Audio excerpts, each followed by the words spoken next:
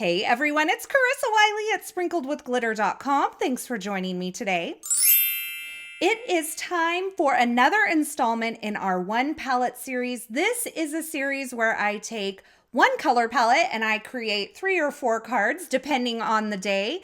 And I love that you guys are loving these because I am loving creating all of these cards within these single palettes. Now, using these single palettes is a great way to kind of tie card projects together, even if the products that you're using are not really related. It kind of makes them feel like a collection. But lucky for me, the products I'm using today do kind of relate back to each other, so it's going to give that really cohesive collection feel when I'm done with all of these projects. Now for these projects today, I am using the Clubs of the Month from Spellbinders in the Glimmer, Die, Large Die, and Embossing folder. And this is a look at the palette that I'm using today, starting with this Peach Sorbet cardstock that's from Spellbinders. And then I have Peach here. I have Tuscan from Spellbinders, and then I have an Ivory cardstock. And I know it looks kind of white on the screen, but when you put it up next to white, it is definitely Ivory. Now, something I want to show you is if you take this yellow, this Tuscan yellow, and you substitute it out for a brighter yellow, it changes the look of this palette completely. Now, the vibe with the Tuscan yellow feels very boho, but this instead feels very bright. And I really wanted that boho feel, and I am going to bring in the Glimmer champagne foil for all of the foiling that I'm going to do today. So now that we've had a look at the palette and the products that we're using, let's get started. I'm going to start with the foiling today because that is where my heart was kind of leading me and drawing me as I kind of got warmed up in this crafting session. And I am going to use that leaf pattern along with a couple of the sentiments from the Glimmer Kit of the Month set from Spellbinders. And I am going to foil those using that champagne foil onto this Peach Sorbet cardstock. Now, this cardstock from Spellbinders is fabulous for foiling. This one in particular, I noticed is super smooth. So once I ran that through my Platinum 6 die cutting machine to press that foil onto the cardstock, I'm going to show you the results here. I have a beautiful foiled image on this Peach Sorbet cardstock, and I'm ready to use some coordinating dies and some other dies that I'm going to pull in here to die cut my elements. And I'm just using my Platinum 6 to do my die cutting today because I already had it on my table to do my foiling. Now I die cut out a couple of sets of those leaves and I'm going to set them aside. And then I grabbed this die. This is from the Mini Everyday Glimmer Sentiment set from Spellbinders. And I'm just going to use this long banner die to die cut these strip sentiments that are included in the Glimmer Kit of the Month set. Now I kind of played with my layout a little bit off screen. And I decided that I was going to use a die cut circle and create kind of like a semi-wreath on the edge of this, and then tuck my foiled sentiment onto this wreath or semi-wreath here. It's going to make more sense as we pull it together.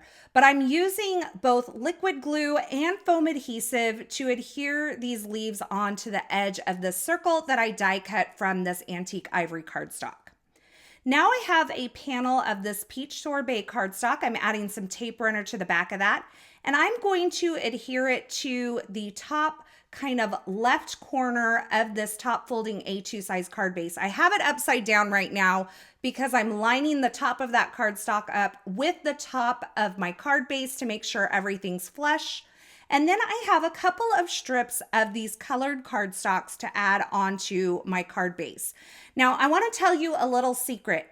These colored strips are 5/8 inch wide. And to me, there is something really magical when you use a 5/8 inch measurement instead of a 1/2 inch measurement, or if you use a 3/8 inch measurement instead of a 1/4 inch measurement. I know it seems minuscule, but try it. It just feels right. In fact, I was talking to some friends at a stamp retreat recently, and I'm like, look, 5/8 inch, it just looks right. And we kind of did a side-by-side comparison, And I think they agreed with me too. So the next time you're using colored cardstock strips, try either a 3/8 inch measurement or a 5/8 inch measurement and let me know what you think. I think you're gonna like it.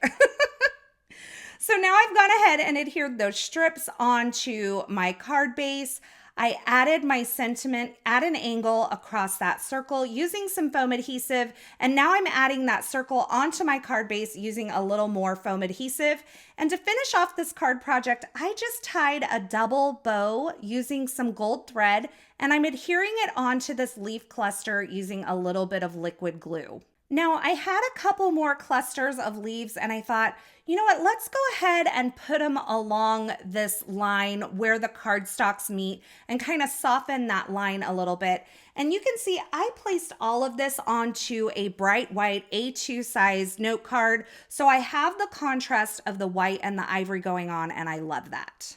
So now I'm going to move on to the Die of the Month Club kit here from Spellbinders. And this has this really fun shape along with some strips that cut these beautiful patterns. They're very lacy feeling. They could almost be used, not almost, they totally could be used for stitching as well.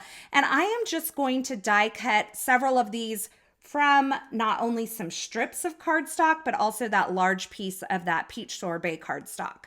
And for these smaller strips, I've just gone ahead and cut them to about the width of the dies so that I already have them centered up and ready to go. And then I've run those through my die cut machine, and now I'm removing the dies. I did rip my paper a little bit, but it's okay. It's in an area that I'm going to cut off. Now, before I take this one off of the paper, I kind of smacked it on my table a little bit to get a few of those hanging chads out. And then I'm going to carefully remove the die. And you can see I have used that edge die along with this lacy die and nestled them into each other and die cut them both at once. And now I'm just using a little pokey tool to poke out all the extra little pieces of cardstock that were hanging out in the die. Now, it's hard to see this on camera, but there was a little crease line that was left by the die when I ran that through my die cut machine. And I'm actually lining up that crease line on one of the lines of my trimmer to make sure that I get a straight cut for this piece that I'm cutting down. And I've just trimmed the edges up to where the die cut so that I could create a little panel. And now I'm going to add the strips of cardstock onto this panel that I've created.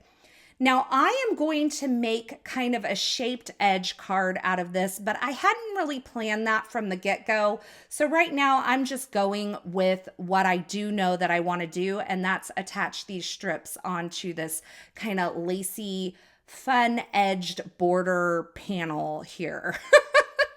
I'm going to trim off the excess. By the way, these scissors from Spellbinders, they sent them to me. I was like, I don't need another pair of scissors.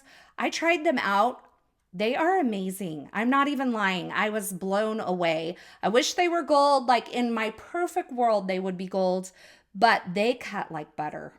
Okay, so along that top flap, I went ahead and added some liquid glue, and I'm adding a panel that measures 4 1/4 by 5 1/2 of the ivory cardstock, because this is where I determined that I wanted to make this kind of a shaped card front. So what I'm doing is attaching that ivory cardstock, holding it over my card base, determining where I need the score line, and then taking it over to my scoreboard and scoring along that line.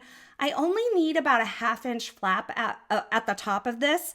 So I went ahead and cut off the excess to save that for later because I'm running out of this ivory cardstock and I love it. So I'm going to save every piece. And then I can add adhesive to that flap and add it onto an A2 size white card panel. Now this is not a card base, it's just a piece of cardstock that measures 4 1/4 by 5 1/2 inches. So I have that flap adhered onto my panel here, and I'm gonna flip that over and add a second panel so that that tab at the top is sandwiched between two pieces of white cardstock. And that's just to give the back of the card a finished look. And you can see now I have this beautiful card front that has that beautiful lacy floral edge along the bottom. Now that's beautiful as it is, but I thought, what if I added a little bit of texture to that ivory portion at the top of this card. So I went ahead and cut down another piece of ivory cardstock, and I'm going to run it through my die cut machine using the embossing folder of the month from Spellbinders. Now, this is the regular embossing folder of the month, not the 3D embossing folder of the month, but look at that beautiful impression that I got. I'll use some liquid glue to adhere that right over the top of that ivory portion of my card front, and then I'm going to just trim off the excess using my paper trimmer. I did add some twine onto this card, and then I'm finishing it off with a foiled sentiment, and these are from the Yana's Special Sentiments Glimmer set, and that finishes off card 2.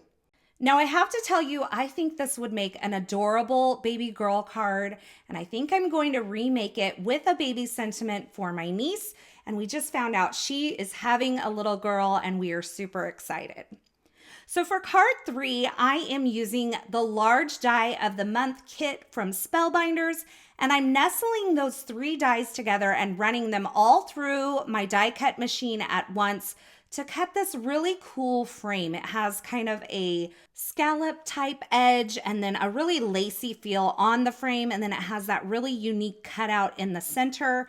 All of this builds together so you can die cut portions of this without die cutting all 3 of them, and that really makes this a nice and flexible way to use these dies. Now, I've also die cut the hello sentiment from that large die of the month kit. I've die cut it 3 times from this peach cardstock, which is that darker orange cardstock, and I'm stacking that up. I've die cut the shadow layer from some vellum, and so I'm just adhering that onto the shadow layer. And then once I get those stacked up, I'm going to flip this over, and I am going to adhere this onto a piece of that Tuscan cardstock that I have embossed with that embossing folder of the month. Now, something I want to mention about these color palettes that I find really interesting is that they change depending on the ratio of color that you use.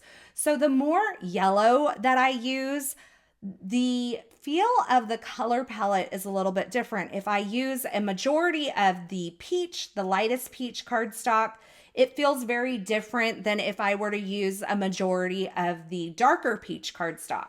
So you can play with how you combine these colors together to change up the look of these color palettes. And it really is interesting to kind of see how that all comes together.